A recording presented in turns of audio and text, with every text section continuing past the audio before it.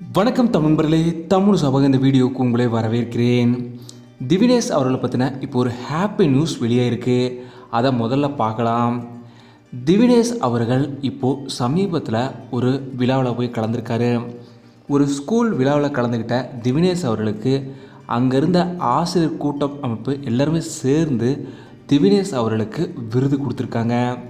அந்த விருதை ரொம்ப ஹாப்பியாக மாலை மரியாதையோடு ஏற்றுக்கிட்டார் திவினேஷ் அவர்கள். அந்த புகைப்படமே தன்னோட சோசியல் மீடியாவில் ஷேர் பண்ணியிருக்காரு. ரொம்ப ஹாப்பியாக இருக்குன்னு சொல்லி பதிவிட்டிருக்காரு.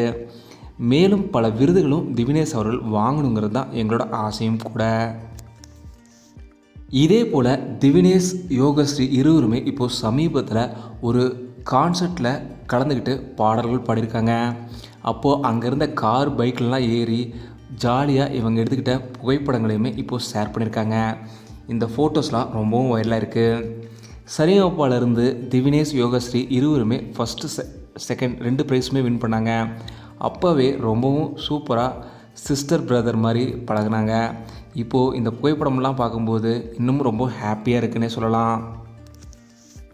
இதே போல் திவினேஷ் அவர்கள் கம்மிங் சூன்னு சொல்லி ஒரு பதிவுமே வெளியிட்டிருக்காரு. அதுக்கான காரணம் என்னன்னு தெரில. ஆனால் சீக்கிரமாக நீங்கள் ஒரு ஃபயரான விஷயத்தை ஒன்று பார்க்க போகிறீங்க அப்படின்னு சொல்லி பதிவிட்டிருக்காரு.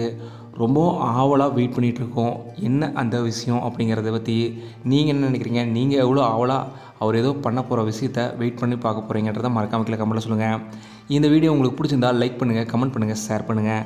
தமிழ் சேனல் சப்ஸ்கிரைப் பண்ணலன்னா சப்ஸ்கிரைப் பண்ணிவிடுங்க. மறக்காம பக்கத்தில் இருக்க பெல் ஐக்கானுமே கிளிக் பண்ணிடுங்க.